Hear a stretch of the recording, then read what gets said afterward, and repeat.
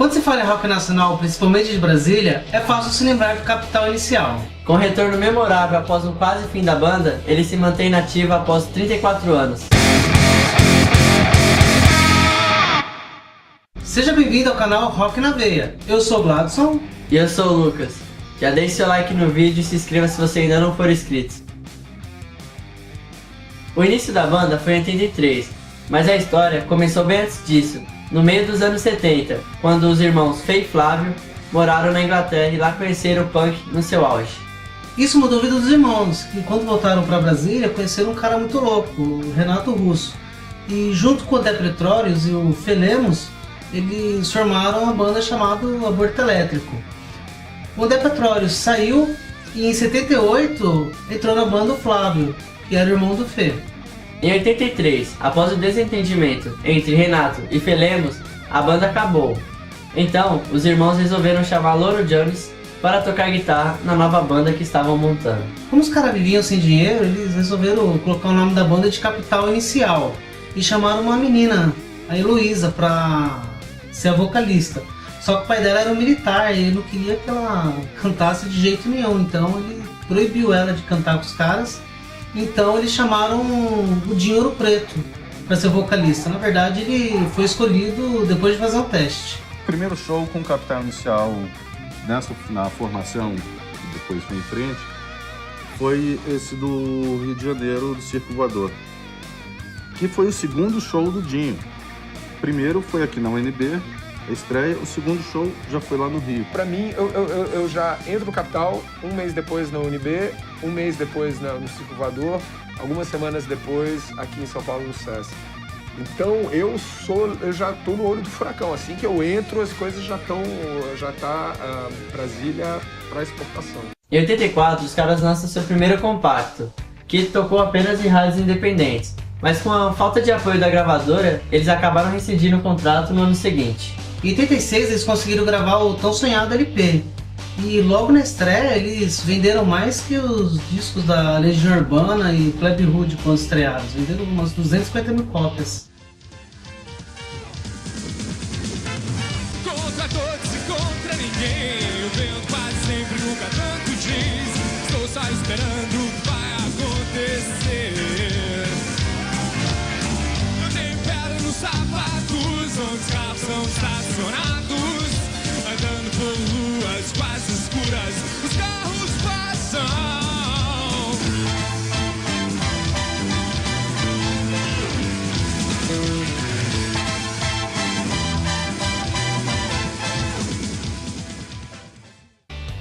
Com isso, o Capital começou a tocar não só nas rádios, mas também na televisão, especialmente no programa do Chacrinha, que era um dos de mais audiência na época. Mas aí os caras se ligaram que as coisas não pareciam ser tão simples assim, né? Porque eles tinham que, para tocar no programa, eles também tinham que tocar nos bailes que eram organizados pela equipe do programa, não pela emissora, né? Mas a equipe do Chacrinha levava eles para tocar em vários lugares.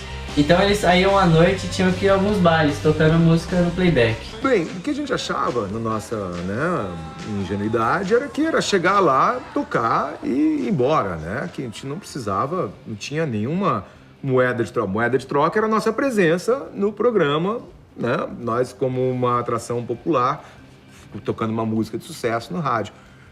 Mas rapidamente descobrimos que não existia almoço grátis, que existia uma troca. E essa troca consistia em participar dos playbacks, ou seja, são bailes de periferia, né? E esses bailes, eles tinham atrações, que eram os artistas que apareciam no programa do Chacrinha. E você ia lá e fazia um playback, que é tocar sincronizado com a fita. Você não montava uma estrutura de show. Você simplesmente chegava, tocava 5 músicas, fazia mímica e ia embora. Então você fazia isso entrava no carro, ia pra Pavuna, sei lá, pra outro bairro, Belfort Roxo, entrava em outro baile, fazia outro, ia para um terceiro, você passava a tua noite inteira rodando esses bailes, tocando 2 músicas em cima de algumas tábuas, para um povo que ficava meio assim, o que esses caras estão fazendo aqui, né? Acho que foi o Dinho que deu a declaração na Folha, e a gente contou essa história dos playbacks, enfim, que como funcionava, e aí isso foi uma bomba. Então, foi um ato de coragem, mas as consequências também são surpreendentes. nos torna muito mais famosos. Aí é que tá, a gente aparece sem parar na televisão, aí a gente faz Fantástico, aí a gente começa a fazer Globo de Ouro, a gente começa a fazer todos os programas da Globo, a música toca cada vez mais, nós nos tornamos... Ou seja, esse episódio acaba nos dando uma exposição gigantesca. Com sucesso, eles lançam mais um disco em 87 e são convidados para fazer a abertura do show do Sting aqui no Brasil. Eram vários shows e, só para você ter uma ideia, o Sting assistiu o show deles em Brasília e gostou pra caramba e elogiou os caras. Mas o problema é que nem eles confiavam na qualidade que eles tinham. Eles ficavam meio perdidos e não sabiam nem como começar a gravar esse segundo disco. Então eles convidaram o produtor Bozo Barrete, que era um cara que tinha bastante experiência, mas ele não era do meio do rock. E isso influenciou demais o som dos caras. É verdade, eram 4 punks e um maestro, e também o uso de drogas abusivo dos caras também acabou complicando ainda mais. O terceiro álbum, Você Não Precisa Entender, é considerado pelo vocalista um dos piores álbuns da banda, já que eles estavam passando por uma fase que estavam usando muitas drogas e tem um som mais eletrônico. Os 2 álbuns seguintes trouxeram novamente as guitarras, e aí os caras fizeram um som mais pesado, diferente desse terceiro álbum que tinha sido bem eletrônico. Só que a relação entre os caras estava zoada, a ponto do Dinho e do Bozo saírem na mão. Depois os caras até teve assim, rolou um pedido de perdão, mas a relação dos dois azedou de vez. Depois de um show que rolou em 92, lá no Anhangabaú, em que Dinho e Louro Jones estavam completamente bêbados, Bozo disse que se sentiu muito envergonhado e também foi um dos motivos que ele quis sair da banda. E no ano seguinte, depois de várias tretas, o Dinho também resolveu sair da banda. Foi um período difícil para ele também, porque ele acabou lançando 2 discos, não fez sucesso e ele se afundou ainda mais nas drogas. Nesse período, o Capital saiu em busca de um novo vocalista e o escolhido foi Murilo Lima. E junto eles gravaram Rua 47 e o Capital Inicial ao vivo, que saiu em 96.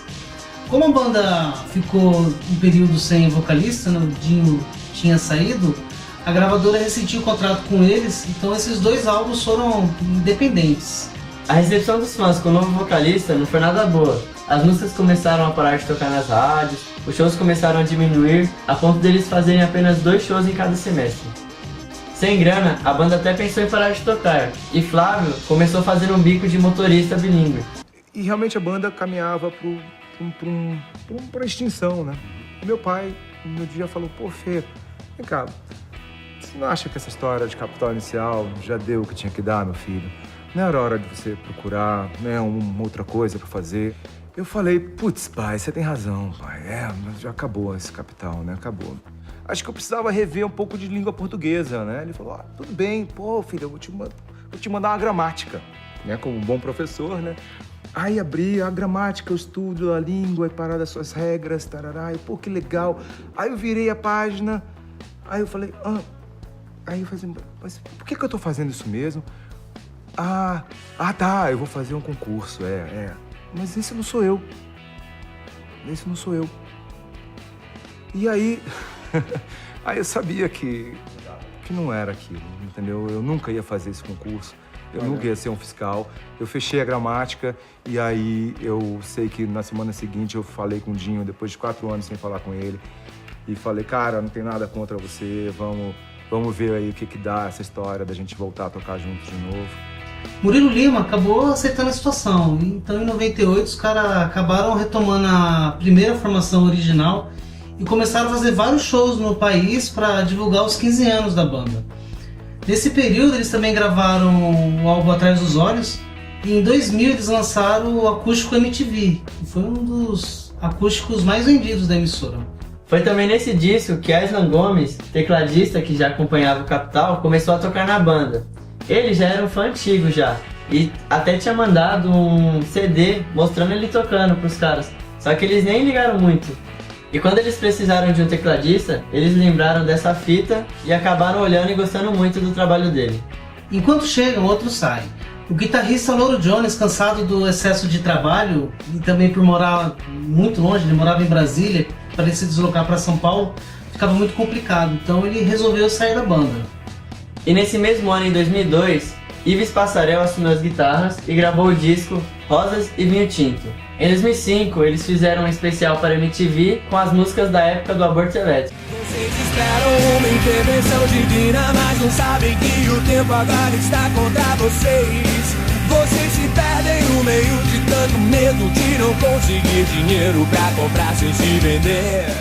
Em 2008, eles fizeram um show épico lá na Esplanada dos Ministérios em Brasília para comemorar os 25 anos. Nesse show tinha mais de 1 milhão de pessoas. Que país é esse? Que país é esse?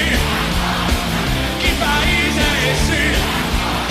Que país é esse? Em 2009, o vocalista de Ouro Preto caiu de uma altura de 3 metros durante o show que ele estava fazendo lá em Patos de Minas. Ele teve traumatismo craniano leve e fraturou algumas costelas. Ele teve que acabar ficando na UTI por uns dias por conta de uma infecção.